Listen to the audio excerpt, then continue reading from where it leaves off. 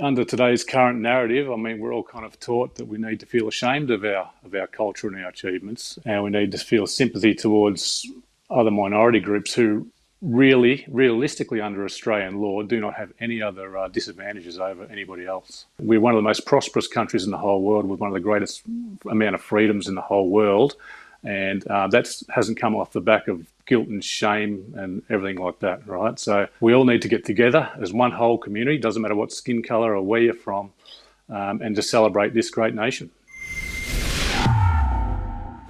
In the height of COVID, the Victorian Labor government cancelled our annual Australia Day parade, in the name of health, of course. At the time, I raised the alarm, warning people that they were using the pandemic as an excuse to push their Australia-hating agenda, which was obvious to me because the Invasion Day protest was allowed to go ahead that very same year. Yes, it was a weird time when a virus only seemed dangerous to proud Aussies and not communists. Anyway, here we are years later, and with no health excuse, the government has confirmed what I warned, that the Australia Day parade is officially cancelled indefinitely.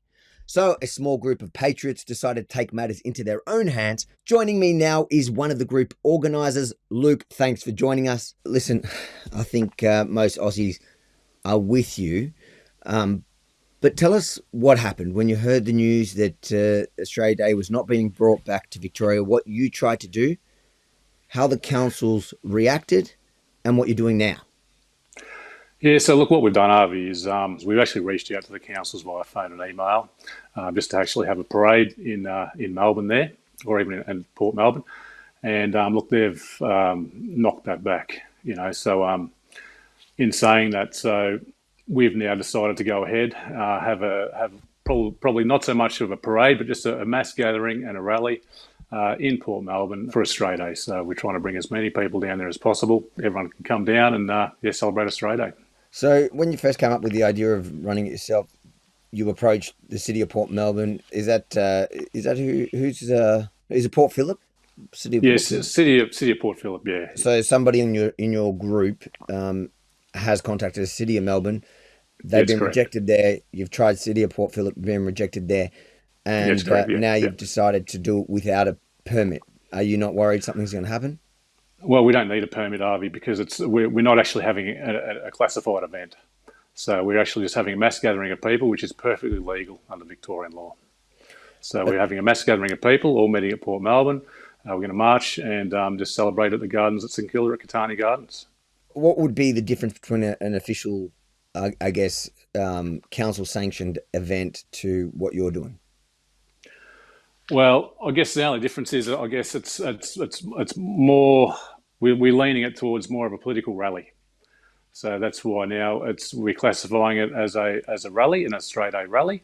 We're there in support of Australian culture and our national traditions that have been something that's happened for decades. And it's only in the last 5 years this whole notion of removing the Australia Day parade has now occurred. So we're trying to preserve that tradition, and by celebrating our culture and all of our achievements. So look, we know how much Aussies care about this, and Victorians. We started a petition at saveaustraliaday.com. We've got over 10,000 that signed up to the petition. So this is an issue that's close to many Aussies' hearts. Why did the council shut down your idea of running an event?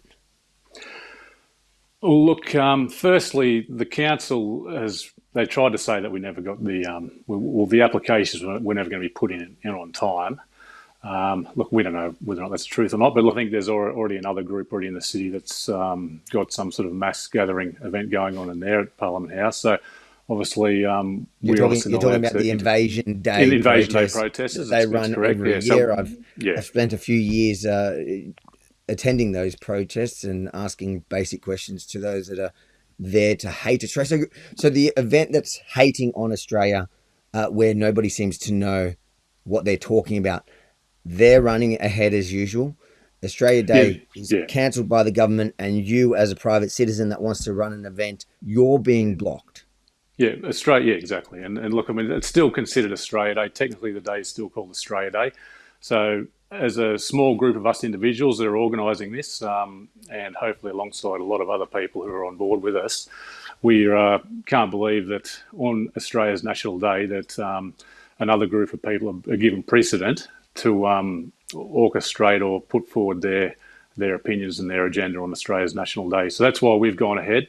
I've got a lot of concern about the cultural shift towards this guilt and shame that's being promoted in our schools and institutions and on our media, leading people away from celebrating Australia. Under today's current narrative, I mean, we're all kind of taught that we need to feel ashamed of our culture and our achievements, and we need to feel sympathy towards other minority groups who really, realistically, under Australian law, do not have any other disadvantages over anybody else. So I think that's a false pretense that the government and our institutions are setting amongst the Australian people. So I'd like to say to any of our detractors, I'd like to ask, what rights do white Australians have that Indigenous Australians don't have in 2025? There is none. We're one of the most prosperous countries in the whole world with one of the greatest amount of freedoms in the whole world. And that hasn't come off the back of guilt and shame and everything like that, right? So we all need to get together as one whole community, doesn't matter what skin colour or where you're from, and to celebrate this great nation. Why don't you just fall in line? Why don't you just, do your own thing, forget about trying to push on with Australia Day? The government seems determined. Left-wing activists seem hell-bent on ensuring that Australia Day is cancelled. Why is it so important to you to now organise your own event? Well, obviously, we never wish we had to organise our own event. We'd like it if the government was in support of our culture and of our national identity. But unfortunately, that's not the case here. So we need to, if they're not going to do it, the people need to start standing up and say, look, we're going to preserve our national identity. And that's precisely what we've decided to do. So that's why I strongly encourage everybody who's in the vicinity of Melbourne to come down and join us on the day. And it's going to be a great festive kind of atmosphere. It's going to be music, a large gathering of people. We'll have a great day. Now, you say it's a small group of you that are organising it. Are you an official organisation, or is this simply a grassroots group that have just come together because this one issue matters to you? No, this is a grassroots group of just concerned Australians who are trying to preserve our national identity and the Australia Day Parade. So we don't have any other political affiliations. Mate, thank you so much, and look forward to seeing hopefully a large group there with you in St Kilda on our sacred national holiday. If you think it's important to celebrate our great country, spread the news about this grassroots Australia Day Parade by sharing this story far and wide. And then head to saveaustraliaday.com to sign and share the petition. Saveaustraliaday.com, because Australia is worth celebrating.